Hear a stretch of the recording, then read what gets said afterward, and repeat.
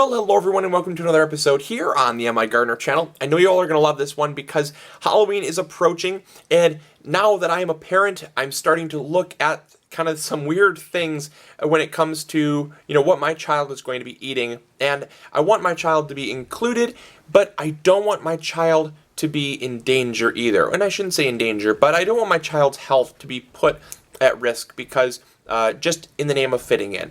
And so what Cindy and I are going to do is we're going to head to our local grocery store and we're going to look at some name brand candy, because I know that as a kid, I know, and I'm just being completely honest here, I don't even care if I get flack for it in the comments box below, because I was a typical American kid, just living it up, living the American dream, trick-or-treating, and I don't know if other countries celebrate Halloween or not, but I know here in the United States, Halloween is a huge thing for kids, and it is the candy industry's biggest day. It's the thing they look the most forward to, and that and Valentine's Day.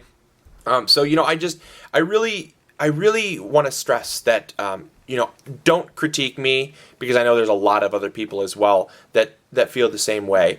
And it's hard as a kid. It's hard to be raised as a kid in the United States and feel accepted and feel kind of part of the festivities if you don't yourself eat the candy or go trick-or-treating or do that kind of stuff. And I think we're slowly beginning to phase it out. I think as a country we're beginning to become more aware, but I would be lying to you if I wasn't being honest when I say that I think it's going to be about at least 5 to 7 years before trick-or-treating is fully phased out. I mean, with the amount of people that I see trick-or-treating, the amount of excitement still around it, and the amount of pressure that is put on kids to go trick-or-treating, and the fact that it's fun and you really want to do it and all that kind of stuff, free candy, I think it's going to take a little bit of while to go. Now, what we're going to be doing is Cindy and I are going to be going to our local grocery store to look at name brand candy and see about GMOs, because as many of you know, there was a recent law passed that stated that now food producers must start labeling if there are genetic modifications, if there's genetically modified food in their or ingredients in their food. Now, it needs to take place over the course of 2 years. That's the stipulation, is that by 2018, 100% of the food that includes genetically modified ingredients must be labeled. However, the law is kind of gray. There's a lot of gray areas. There is some people that say that it needs to be on the right in the ingredients label where the nutritional facts are. Some say that it needs to be just on the package. Other people say that a QR code is fine. There's a real gray area. It definitely needs to be refined, but I want to show you what we find at the store so that you can see, because we've done the prior research. We've done all the different components of research necessary to really dig in deep into this and bring to you the most accurate information so that you can make the most educated decision when it comes to buying candy, letting your kids eat the candy, and then when we're driving back home, I'll have Cindy do kind of a closing, and we'll kind of give you a summary on what we discovered and things like that. So I think it's important to know, but I also think that we need to not get so scared that we cause more damage to our children than good. I think informing our children is very important. It's so important as a parent to inform your child, because they don't know. They don't know the dangers. They don't know the cause and effect yet. They have not yet learned that. And as you mature, you start to learn cause and effect more. And so something this sophisticated of genetically modified ingredients, or even food dyes and things like that I'm sure will come up and will be talked about later on in this episode, I think that you need to educate your children on why you shouldn't be eating this. Now, do I condone eating candy? No. Do I eat candy? Sometimes. Do I make sure that I know what's in the candy before I eat it? Absolutely. Because I myself am becoming hyper aware of kind of what is being put in my body so that I can be as healthy as possible. Now, can I say the same for other people? No. I see people just willy-nilly grabbing any type of candy. those people might need more informing than others. You, if you're watching this, probably, hopefully, are aware of genetically modified foods and some of the side effects of them, as well as side effects of food dyes and things like that. And I think you are ready to make a more educated decision than someone running out and just grabbing any candy off the shelf. And do I condone eating genetically modified foods? No. Do I think there's worse things in the world? Yes. That's just me being honest. Do I think food dyes are bad? Yes. I mean, I wouldn't eat them myself. Do I think there's worse things in the world? Yes. But, it's just, again, if you can make a better decision, why don't you try to make a better decision? That's what I'm trying to get at. So let's go see what we find at the store. Let's go.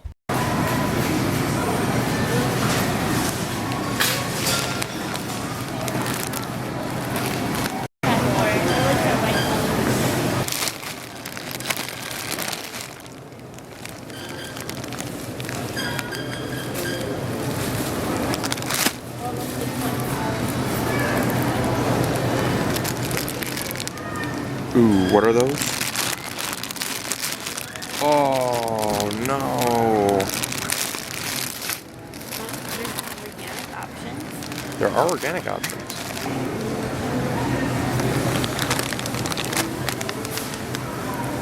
Rocks.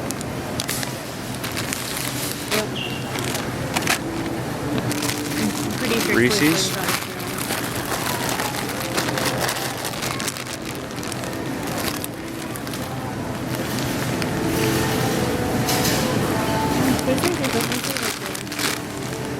Reese's.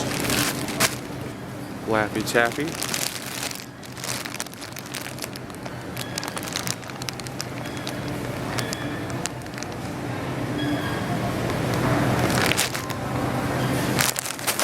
Skittles.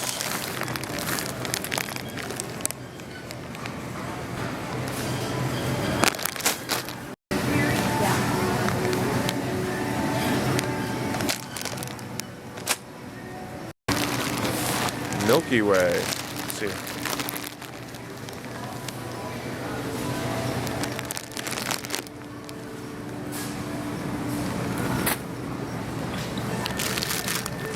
Our Snickers?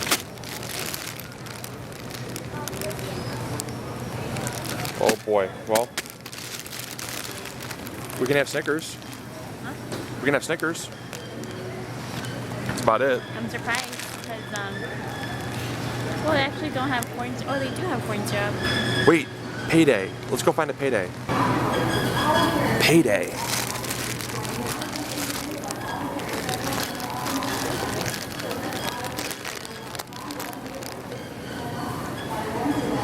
That's right. Grab yourself some Payday. Oh no. Even Tootsie Pops. Red Vines. No. Even all of your gum. Even all of your gum. No gum. So we're Starburst. I thought I was clear. I thought we found something without GMOs, but then very discreet. Very discreet Starburst. Now these, oh. It's like a Jolly Rancher. Yeah, they have sour heads. Ooh, black corn sour heads. They're like warheads. Right, warheads. It's organic. They're like warheads? Well, we should get those then. Sour heads. I mean, what is Halloween without candy? But if all the candy is ruined, what are you supposed to do?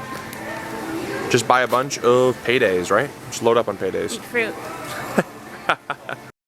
Alright folks, here's a real tricky one. Twizzlers. All Twizzlers have what's called a smart label. The smart label will direct you to see about GMOs. So these are GMO, they just don't say it. The law is very, there's a lot of gray areas around the new law, and so your smart labels, if anything has a QR code like that, GMO. Sorry, Twizzlers. What is this one? Hershey's cookies and cream. So anything Hershey's chocolate, unfortunately, or is all Hershey's chocolate? No. Just this one, just the cookies and cream. Yeah, if you can see, it has high fructose corn syrup as an ingredient. And the smart label, as well as on the back. Disclaimer. But regular Hershey's chocolate isn't bad. Cool. So regular Hershey's chocolate's good. Anything like cookies and cream is bad. So as a parent, it was really eye-opening now to see what candy has had GMO and which one hasn't. So I was surprised that there were some candy out there that I honestly thought was going to have GMO, not have it. So I was pleased to see there is still some decent amount of choices or selection that you can find at the store. We also saw a lot of more organic options than ever before, and I guess it's just more or less of a balance. I mean, if your kids already are eating certain candy, you probably can't take it right away from them, but you can maybe ease them into different options or tasting different things, or just kind of you know, not eating all of their candy all at once too. So it's really interesting. I mean, hopefully by the time where Geneva is at the age of trick-or-treating, there'll be a lot more organic options. But for now, I mean, I don't think there's too much harm for kids to still enjoy their Halloween, but everything in just moderation, I would say. So I think it's important that people understand the importance of excluding GMOs from their diet and focusing on things that you know, are lesser evils. I think, you know, Payday, for instance, a Payday is a great option. You know, again, I am keeping as many refined sugars out of my diet as humanly possible. That's why I didn't buy a Payday once I found out that they didn't have GMOs in them. But for kids, like I said, there's those exterior pressures that are always pushing on them, and they go to school and they want to feel included. And I think that it's important to feel included in that type of environment. So what I would say is, you know, maybe set up a guideline to, you can have this candy, but explain why. Explain why they can't have the other candy. Because sometimes children just think, you know, oh, you're just taking it away. But if you say, no, this candy isn't good for you, this candy is really not good for you, and really get them more onto a healthier diet.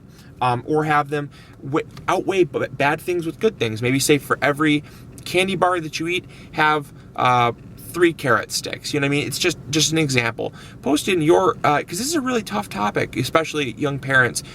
Cindy and I being young parents, we're kind of going to the store and we're seeing, you know, hey, what are we going to do when Geneva comes of age? What are we going to do as parents? And so it'd be interesting to see your take. What do you do? Do you give it the lesser two evils? Do you exclude candy altogether? Do you only go organic? I mean, it's just, there's so many different options out there that are available to us. And I think it's important that we talk now and have this talk, because it's a good conversation to have. So I'll catch you all later on next episode. Hopefully y'all enjoyed. Hopefully you'll learn something new. And trick or treat. All right. Grow big or go home. Bye.